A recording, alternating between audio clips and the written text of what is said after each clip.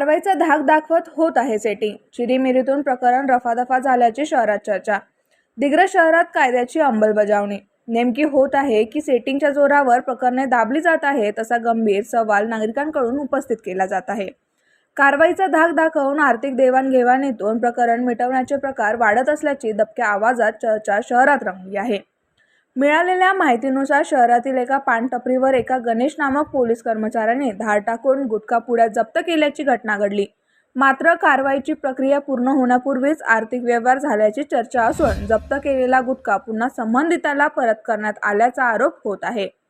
त्यामुळे या संपूर्ण प्रकारावर संशयाचे सावट निर्माण झाले आहे. विशेष म्हणजे संबंधित पोलीस कर्मचाऱ्याने आपल्या मोपेडच्या डिक्कीत गुटखा ठेवून काही वेळाने तो पुन्हा परत केल्याचेही बोलले जात आहे.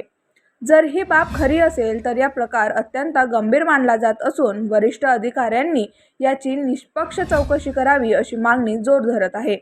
दरम्यान दिग्रस शहरात खुलेआम सुरू असलेल्या अवैध प्रवासी वाहतुकीकडेही प्रशासनाने दुर्लक्ष होत असल्याचा आरोप नागरिक करत आहेत. अनेक वाहने क्षमतेपेक्षा जास्त प्रवासी घेऊन धावत असून काही युवक वाहनांना लटकून जीव धोक्यात घालून प्रवास करताना दिसतात. मात्र यावर कोणतीही ठोस कारवाई होत नसल्याने नागरिकांमध्ये संताप व्यक्त होत आहे.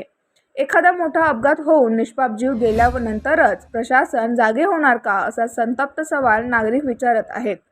कायद्याचा धाक सर्वसामान्यांसाठी आणि सेटिंगवाल्यांसाठी वेगळा आहे का, अशी चर्चा आता शहरभर सुरू झाली आहे.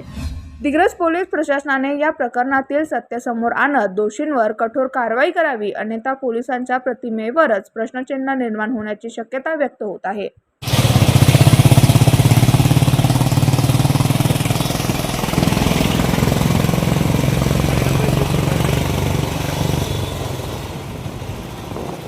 Beep beep beep beep beep beep beep beep.